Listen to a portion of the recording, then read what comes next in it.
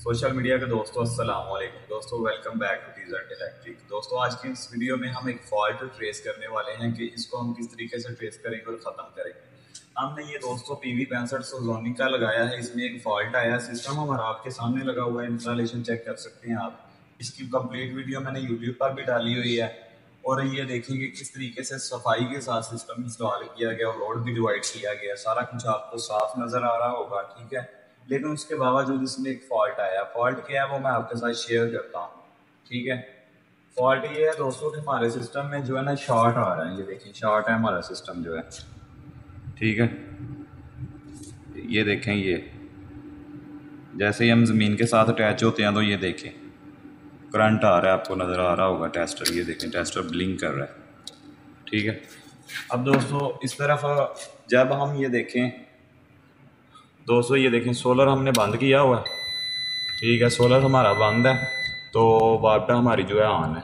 Change over हमारा जो है वापटा पे है। घर का लोड जो है हमारा वापटा पे चल रहा है। सोलर के साथ हमारी कोई अटैचमेंट नहीं है इस टाइम, ठीक है। लोड हमारा जो है वो वापटा पे चल रहा है, चेंज ओवर यानी कि ज़ीरो पे ही समझ लें आप। तो ये जो है घर के लोड का ब्रेकर चेंज ओवर से ही आया। ये देखें ये वापटा पे चल रहा है, ठीक है। ऑन है घर का लोड, सोलर का कनेक्शन नहीं है साथ इस टाइम। तो ये हमारा जो है AC ब्रेकर लगा हुआ है, इसको इन्वर्टर को देने के लिए। इसको भी अब हम बंद करते हैं, ठीक है। तो सिस्टम हमारा जो है इस टाइम बैटरी पे है बिल्कुल। अगर हम बैटरी पे चेक करें दोस्तों तो ये देखें ये बैटरी पे करंट नहीं आता, ठीक है, बिल्कुल भी नहीं आता। टेस्टर ब्लिंक नहीं कर रहा ज़रा भी। प्यारे दोस्तों 8 प्लेट का हमारा ये स्ट्रक्चर लगा हुआ है, ये देख सकते हैं आप किस तरीके से हमारा स्ट्रक्चर लगा हुआ है गार्डों के ऊपर, ठीक है। तो अब हमारी प्लेटों में एक मसला आ रहा है दोस्तों। लगाते वक्त जो है ना वेल्डर ने एक प्लेट डैमेज कर दी है। ये जो पहले नंबर वाली हमारी प्लेट है ना, ये वाली, ठीक है, ये प्लेट जो है हमारी डैमेज कर दी हुई है, ठीक है। तो हम इस फॉल्ट को ट्रेस करने वाले हैं।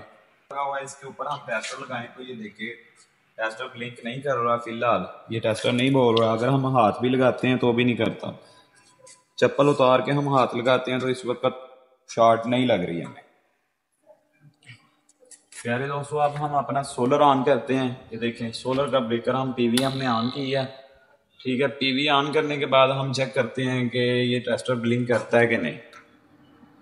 ये देखें हमारा टेस्टर जो है वो ब्लिंक करना शुरू हो गया है, ठीक है। जैसे ही हमने PV ऑन किया हमारा टेस्टर ब्लिंक करना शुरू हो गया है बिल्कुल। ये देखें पिक्चर के साथ चलते हैं तो ये देखें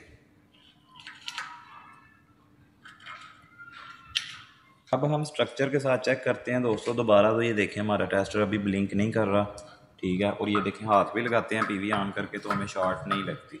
तो हमने वापटा ऑन की, वापटा शेयर की सिस्टम के साथ, ठीक है। हमारा करंट जो है ना वो तेज हो जाएगा। टेस्टर देखिए ब्लिंक करेगा बहुत ज़्यादा।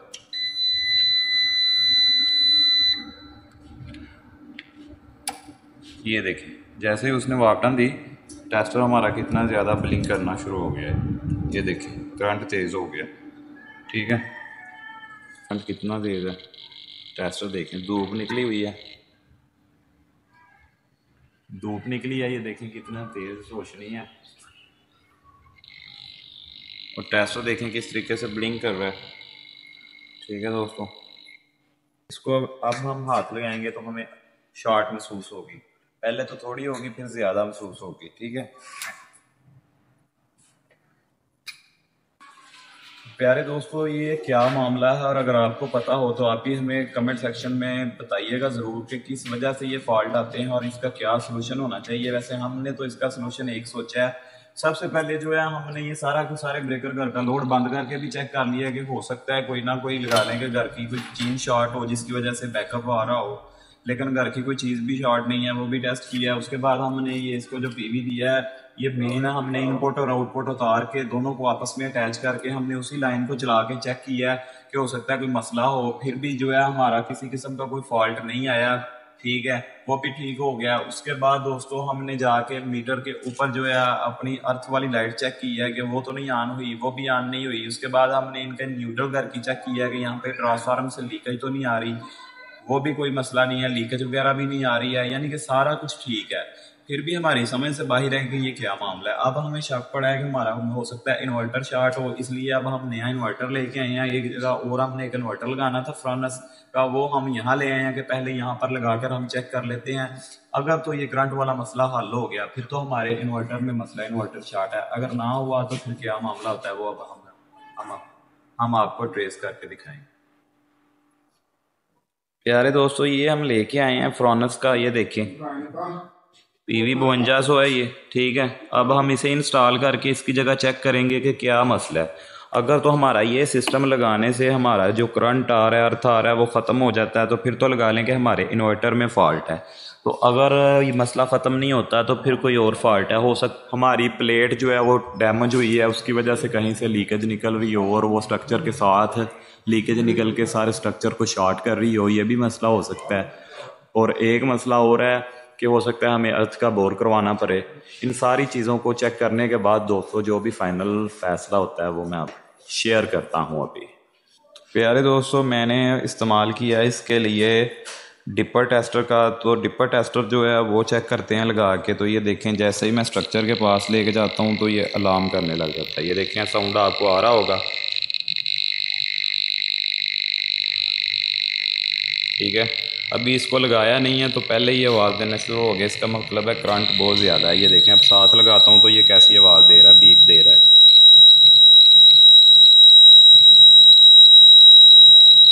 अब क्या मसला है ये हम चेक करते हैं तो वो बताते हैं।